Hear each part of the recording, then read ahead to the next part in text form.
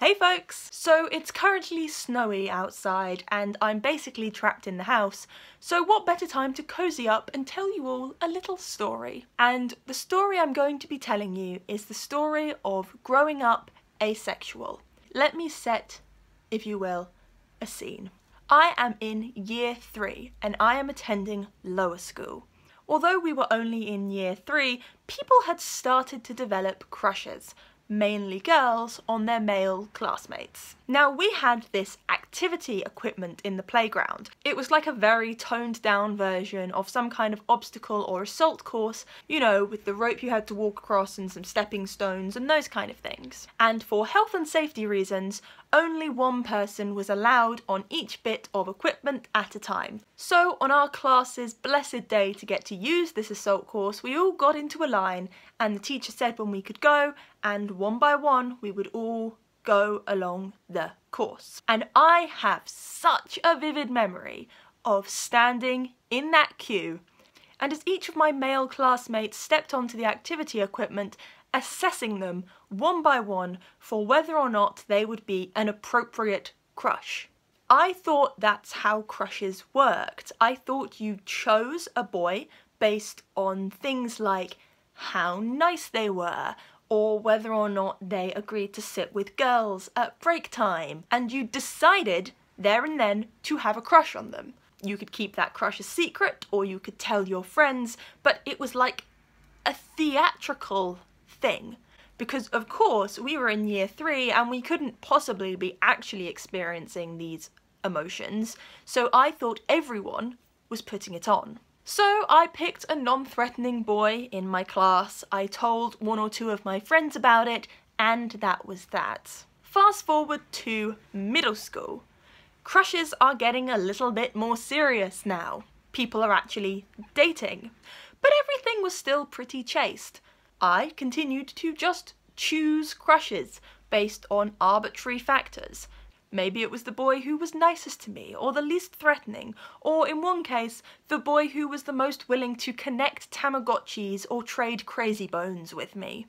At this point, I had my first relationship, and I would put relationships in like the biggest quotation marks you can, because to this day, I don't really consider it a real relationship. This relationship was with a boy in my class who I was friends with, and was widely disliked by the class as a whole. To this day, I think he is an absolute sweetheart and we're still friends, but we decided to date. I developed a crush on him through the normal means of arbitrarily choosing because I thought he was nice. So we started dating in secret because I was kind of a dick, I think. Our relationship consisted of nothing at all. I think we might have given each other some kind of furtive looks when we sat next to each other in maths and maybe held hands once. We never saw each other outside of school. We didn't really even spend break or lunch with each other, and it dissolved pretty quickly.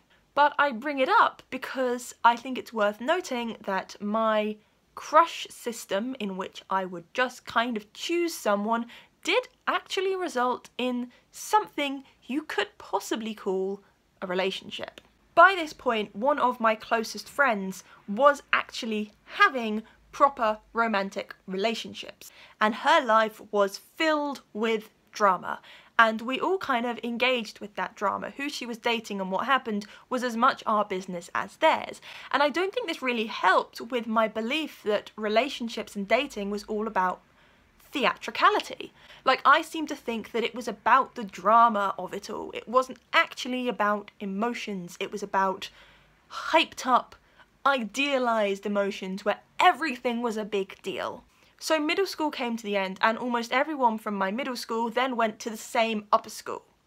And if you are someone who has not grown up in the 3-tier English school system, which is probably most of you because it's not very common, you enter upper school in year 9, which means you're about 13, and my upper school had a 6th form, so I then left upper school at age 18. So, I enter upper school, and in year 9, I finally develop my first crush. Now this crush was also on a boy, and it was an actual, real life, unintentional crush. I spent a long time trying to figure out if I really had a crush on him, or if it was, once again, me trying to just pick someone at random, because at least by this point I'd realised that wasn't how other people seemed to do it.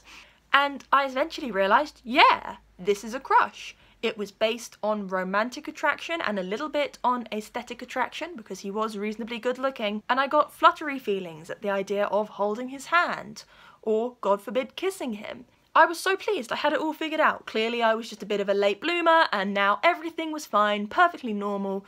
Wow, amazing, I was a heterosexual.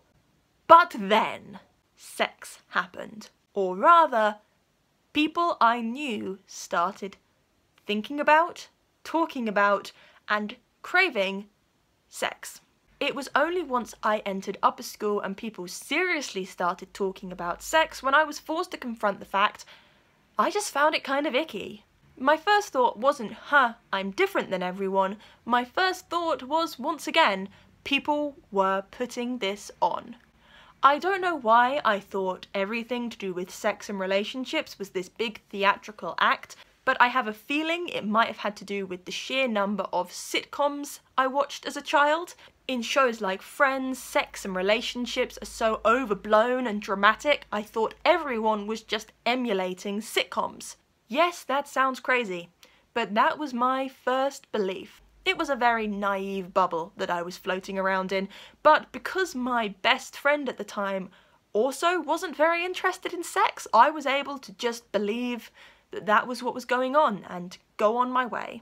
Now, of course, that didn't last, because eventually my best friend did start being interested in sex, and I was forced to confront the fact that this was maybe a real thing that other people wanted. So let me paint another picture for you here.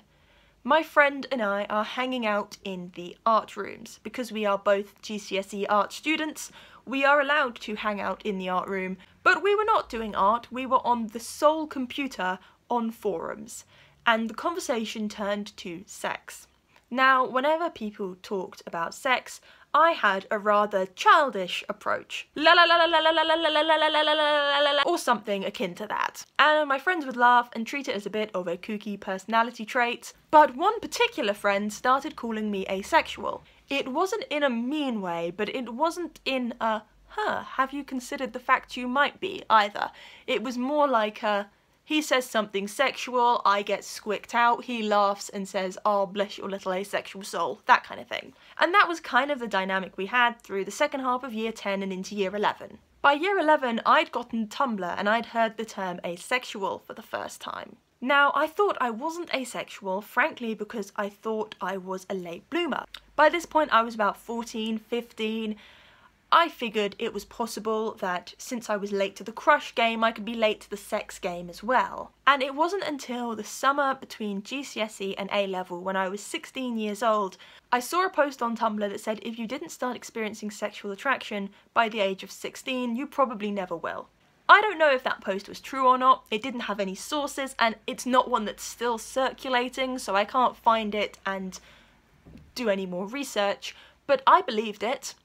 And I sent a panicked message to the very friend who had used to call me asexual saying, shit, help, I think I might actually be asexual. And then by the time I came back to school for my A-levels, it was something I was telling my friends, and it was something I was getting quite proud of. Like, it was something I was happy to discuss.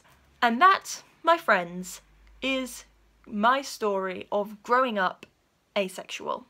I discussed a little bit of my experience growing up asexual along with a whole bunch of other stuff on the Callum McSwiggan show quite recently. If you missed that, the podcast episode is up. So if you go to wherever it is you get podcasts and type in Callum McSwiggan show, you can find the podcast episode, which I am on, but I will also leave relevant links in the description so you can find it that way as well. That's all. Bye!